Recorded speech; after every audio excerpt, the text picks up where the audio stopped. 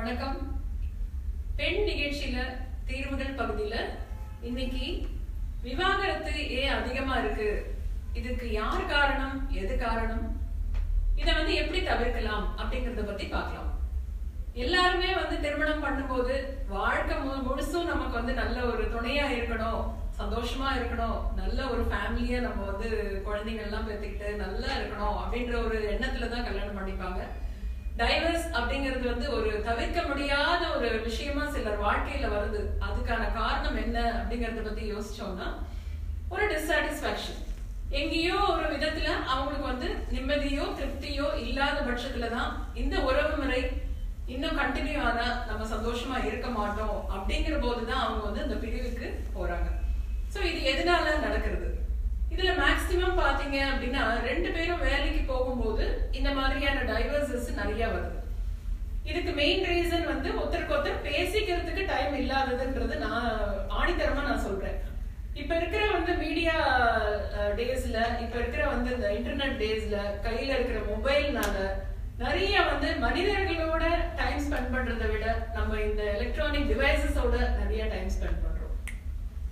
மனிதர்களோட time spend பண்ணும்போது நிறைய பேசுவோம், உணர்வு பூர்வமா நிறைய நம்ம டிஸ்கஸ் பண்ணுவோம், நிறைய உணர்ச்சிகளை நம்ம ஷேர் பண்ண முடியும். ஒரு காலம்பரை எழுந்த உடனே ஒரு மனைவி ஒரு காஃபியோ டீயோ அவங்க கையால கொண்டு கணவனுக்கு கொடுக்கும் போது அது எவ்வளவு கோபம் இருந்தாலும் அந்த ஒரு நிமிஷம் ரொம்ப சந்தோஷமா இருக்கும், நமக்காக கொண்டு கொடுக்குறாங்க அப்படின்னு. சில வீட்டுல நான் பார்த்திருக்கேன், அவங்களுக்கு நிறைய நல்லா வேலைக்கு போவாங்க, நிறைய வசதிகள் இருக்கும், சர்வன்ட் மெய்ட்ஸ் வச்சிருப்பாங்க. அவங்க கிட்ட ஆர்டர் பிளேஸ் பண்ற மாதிரி, ஒரு ஹோட்டல்ல ஆர்டர் பிளேஸ் பண்ற மாதிரி, நீ சாருக்கு காஃபி கொடுத்துரு அப்படின்வாங்க. இது ஒரு பெரிய பிளவுக்கு ஏற்படுத்திருக்கு அப்படிங்கறத நான் நேரடியா பார்த்திருக்கேன். ஒரு கணவன் அதை ரொம்ப ஃபீல் பண்ணுவாரு, ஏன் அந்த மனைவி தன் கையால காஃபி போட்டு என்கிட்ட கொண்டு கொடுக்கல. ஒரு சின்ன விஷயம் நினைப்போம், ஆனா அது ஒரு பெரிய இம்பாக்ட் ஏற்படுத்தும். எல்லாவற்றுக்குமே தேவையான, எல்லா உயிரினங்களுக்குமே தேவையான ஒரு முக்கியமானது அன்பு. அந்த அன்பை காட்டும் போது கண்டிப்பா பிரிவினைங்கிறதுக்கு இடமே கிடையாது.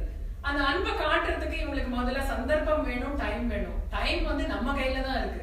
குவாலிட்டி டைம் இருந்தா போறோம். ஒரு ரெண்டு பேரும் வேலைக்கு போனா கூட 24 hours சேர்ந்து இருக்கணும்ன்ற அவசியமே கிடையாது. திரும்பி வீட்டுக்கு வந்ததும் ஒரு விசாரிப்பு, இன்னைக்கு நான் எப்படி என்ன இருந்தது, நீங்க சாப்பிட்டீங்களா, சமைச்சது நல்லா இருக்கா, இல்ல என்ன ஆபீஸ்ல என்ன நடந்தது, ரெண்டு பேரும் வெளியில போயிட்டு வரலாமா, அந்த பிரேக்கே எடுக்காம இவங்க வேலை செய்யறதும் ஒரு தவறான ஒரு விஷயம். ஒரு ஹாலிடேக்கு போகும்போது ஒரு நாலு விஷயம் ஷேர் பண்ணலாம். இந்த மாதிரி எனக்கு இது பிடிக்கும், அது பிடிக்கும், நீங்க இது பண்ணுவீங்கன்னு நினைச்சேன், நீங்க பண்ணல. சோ அவங்க எதுக்காக கோச்சிட்டு இருக்காங்க, எதுக்காக மிஸ் அண்டர்ஸ்டாண்ட் பண்ணிருக்காங்க அப்படிங்கறது நிறைய பேருக்கு டைவர்ஸ் கோர்ட்ல போய் அந்த கோர்ட்ல கேள்வி கேட்கும் போதுதான் அவங்களோட பிரச்சனைகளை சொல்லி அவங்க இன்னொருத்தர் தெரிஞ்சுக்கிற நிலைமை எல்லாம் ஏற்பட்டிருக்கு. அதை இவங்களே பேசிட்டு இருந்தாங்கன்னா அந்த தேர்வு அவங்க வீட்லயே நடந்திருக்கும், அவங்களும் சேர்ந்து வாழ்ந்திருக்கலாம். சின்ன சின்ன விஷயமா இருக்கும்.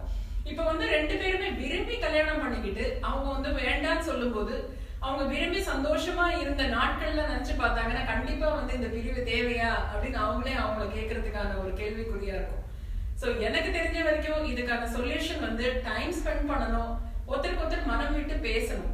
நல்லா மனம் விட்டு பேசும்போது யாருக்கு என்ன குறை, என்ன எதிர்பார்க்கறாங்க, எங்க நம்ம ஏமாத்தத்தை கொடுத்தோம் அப்படின்னு ரெண்டு பேருமே புரிஞ்சுக்கிறதுக்கு சந்தர்ப்பம் இருக்கும். முன்னெல்லாம் பாத்தீங்கன்னா கூட்டு குடும்பம் இருக்கும். ஒரு ரெண்டு பேர் ஓப்பனா சண்டை போடுறதுக்கு கூட யோசிப்பாங்க. அம்மா அப்பா இருக்காங்க, பாட்டி தாத்தா இருப்பாங்க, நம்மளோட முக அசைவுகளை பார்த்தே கண்டுபிடிப்பாங்க, என்ன ரெண்டு பேருக்கும் என்ன ஏதாவது சண்டையா, ஏன் பேசாம இருக்கீங்க அப்படின்ற மாதிரி அவங்க கேட்பாங்க. அதுக்காகவாவது நம்ம ரிகவர் ஆயிடுவோம். இப்ப நியூக்ளியர் ஃபேமிலி அப்படின்னு சொல்லிட்டு தனியா ஃபேமிலி இருக்கும்போது என்ன ஆகுதுன்னா, ஹஸ்பண்ட் ஒரு ரூம், வைஃப் ஒரு ரூம், கையில ஒரு மொபைல் இல்லைன்னா ஒரு லேப்டாப். சோ இதோட கம்யூனிகேட் பண்ணும்போது என்ன ஆகுது, அவங்களுக்கு அந்த ஹியூமன் டச், ஹியூமன் ரிலேஷன் ரொம்ப ரொம்ப கம்மியாகுது. அந்த ஹியூமன் ரிலேஷன் அதிகமாக ஆக இந்த மாதிரி பிரிவினை கண்டிப்பா தவிர்க்கலாம். அன்பு எங்க இருக்கோ அவங்க அதை தேடி போகும்போது, இங்க இருக்கிறவங்க அன்பு இல்லாத போது இங்க இருக்கிற இன்ட்ரெஸ்டும் கம்மியாகுது. சோ நம்ம அவங்களுக்கு டைவர்ட் ஆகுது, டிஸ்ட்ராக்ஷன் ஆகுது அப்படின்னாலே நம்ம எதையோ ஒண்ணு குறை வைக்கிறதுனாலதான் அவங்க அங்க போறாங்க அப்படிங்கறது ஆணும் சரி பெண்ணும் சரி உணர்ந்து நம்ம ஃபேமிலிக்கு ஃபர்ஸ்ட் ப்ரையாரிட்டி கொடுத்து, ஒர்க் இருக்கவே இருக்கு, ஆனாலும் நம்ம ஹஸ்பண்ட் அண்ட் ஒய்ஃபோட ரிலேஷன்ஷிப் அதை விட அதிகமான வேல்யூ வாய்ந்தது. நம்ம எவ்வளவு சம்பாதிச்சாலும் எவ்வளவு வசதி இருந்தாலும் நம்ம முதல்ல சந்தோஷமா இருக்கோமா, நமக்கு வேண்டியவங்க வந்து க்ளோசர் ரிலேஷன்ஷிப்னு பாத்தீங்கன்னா அப்பா அம்மா ஹஸ்பண்ட் ஒய்ஃப் சில்ட்ரன். ஸோ இந்த க்ளோஸ் சர்க்கியூட் ரிலேஷன்ஷிப்ல வந்து பிரிவினை வராம கேப் வராம எவ்வளவு குவாலிட்டி டைம் ஸ்பெண்ட் பண்ண முடியுமோ ஸ்பெண்ட் பண்ணி ஒருத்தர் வந்து பரிமாறிக்கிட்டாங்கன்னா எவ்வளவு என்ன ஃபீல் பண்றாங்கன்னு பேசிக்கிட்டாலே பாதிக்கு மேல சொல்யூஷன் அவங்க கையிலேயே இருக்கு, அவங்களே தீர்வு காணலாம். இதை வெளியில போய் இன்னொருத்தர்கிட்ட சொல்லி நம்ம பண்ணணும்ன்ற அவசியமே இல்லை. அவங்களுக்குள்ள இருக்கிற அந்யோன்யமே வந்து அவங்களோட பிரிவினையை வந்து சேர்த்து வச்சிரும். ஸோ டைம் ஸ்பெண்ட் பண்ணுங்க. உங்களோட மொபைல் போன்ல இருக்கிற டைம் ஸ்பெண்ட் பண்றதை விட human relation is very important. So அவங்க கிட்ட பேசுங்க, பேசினாலே எல்லாத்துக்கும் தீர்வு கிடைக்கும்.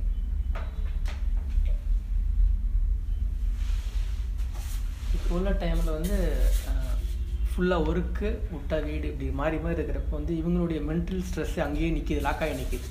தென் இது எப்படி